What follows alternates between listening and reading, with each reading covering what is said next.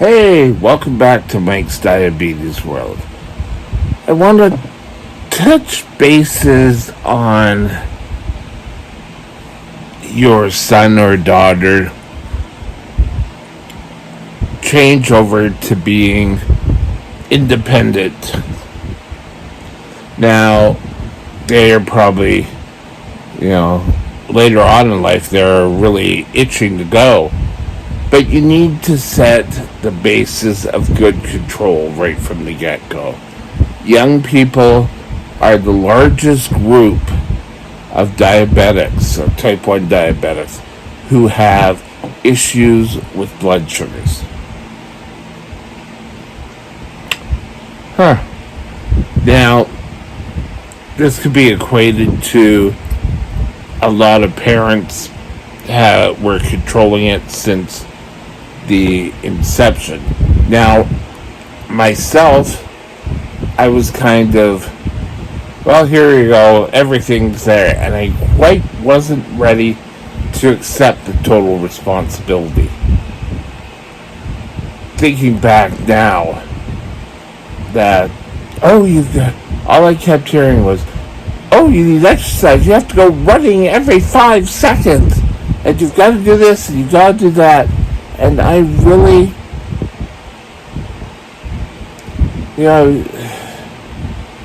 I guess I needed a little bit more of that. But, thinking back now, back then, who knew? I just couldn't really understand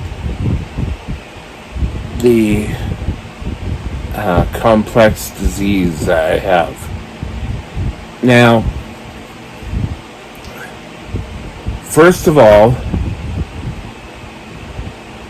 I got diagnosed, and then very shortly after, my parents went off to Fiji. And so it was left to my sister and I. And I really didn't know how to do things. I would be hungry and would usually eat my lunch before I even got on the bus to go to school. But I was growing, and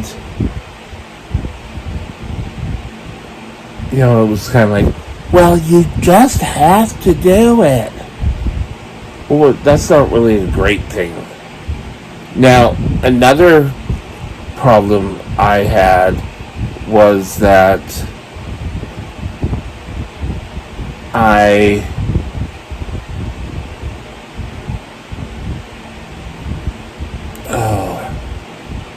relationship with my first endocrinologist was not the greatest. I have to sit back and wonder, but you know what? That shouldn't have stopped me. I can remember getting out of the hospital. He didn't ask to see me when I got out of the hospital. I think he really wasn't a pediatric endocrinologist. And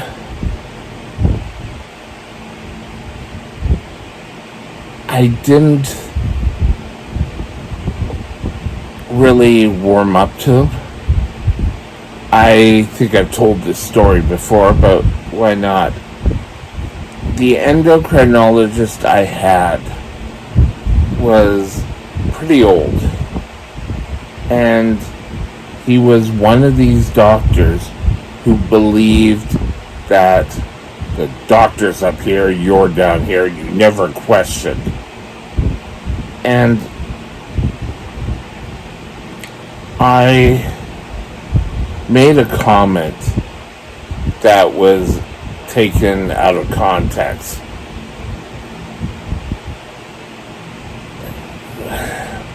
My roommate had leukemia at the time, and I said, gee, I wish when I go home I could just take pills to solve this.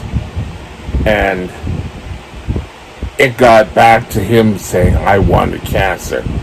And I understand now where he was coming from, but back then it was kind of like, what the hell does he think he's talking about? And he pretty well yelled at me. And so I was pretty well pushed out. Didn't have a diabetic specialist for years until probably maybe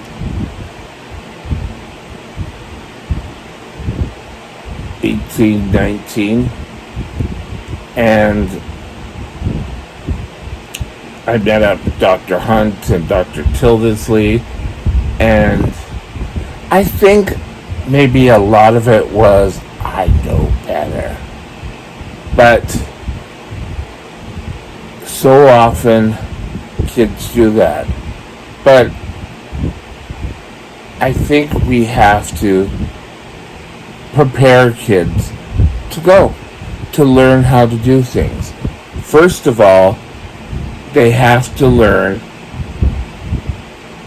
how to be responsible for their diabetes. And, you may let them do it a day and then go back and say, okay, what do you see? What did you do? And see. And just like everything else, parents have to relinquish control. Now, you can also speak to the diabetic team at BC. I'm sure Children's Hospital has an excellent diabetes program. You want to get the best way to teach and to guide. And they should start going to diabetic education classes. And they should start going on their own.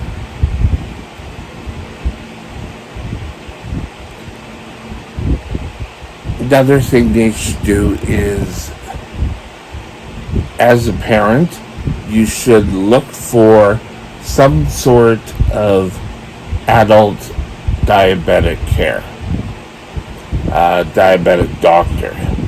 And except for my first endocrinologist, most of the endocrinologists I've had have been pretty damn good. And they've had long relationships. One, I moved away from the area, so I kind of lost contact with them. And in Burnaby, I didn't really get one till later, and everything was pretty good. And then I kind of lost track of being under an endocrinologist care. But you see, I was kind of like told, oh yes, you have to go and do it all on your own. And it was sort of like, you can't ask for help. And that was kind of ridiculous, because no diabetic does it alone. And if they're doing it alone, chances are they're going to meet someone in a hospital emergency. Now, I by myself finally hooked up with a good diabetic endocrinologist. I met a few awesome ones when I started going to Royal Columbian. Because at the time, Burnaby really didn't have a strong diabetes center. And since they've developed quite a strong one. So you want to make sure you need to work with your child to find an adult endocrinologist who your kids like. because if they don't, they're not going to go. And a lot of times you want to make sure that people aren't yelling. They may ask what happened. And I know myself, I'm more open to that. Now, it didn't really help that with the diabetes, I ended up being a brittle diabetic. But I didn't really have that strong influence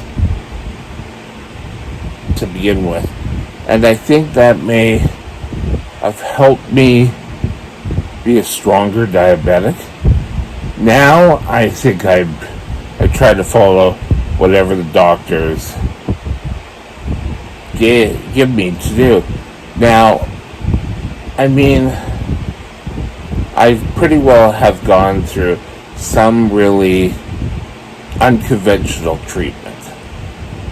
And if I had to do this as a teenager, I would totally be lost. So you need to be able to speak to your child, speak to your sons or daughters' doctor, family doctor, and endocrinologist. Find an adult endocrinologist to help and guide it. You may also, I don't know how common they are now, but there was a teenage group of diabetics. Now, something popped into my head. When I was a kid, just freshly diagnosed, I think was it my first or second, probably my second summer, I was sent to diabetic camp. And I mean, it was great. I had to go through we had to fly there. It was up in the Soyuz. And it was fun. There was one long hike I wasn't too fond of. But they moved the whole camp with us. And we did 2 overnights. And, that was kind of the best experience. Now, that was sort of the last year I could go. But I saw more kids with diabetes. And I at that point, didn't feel so alone. So, look into teenage events where your son or daughter can go and start learning more and developing relationships. Hope that helps a bit, and hope your sons or daughters have an excellent time. I'll talk to you later. Bye now.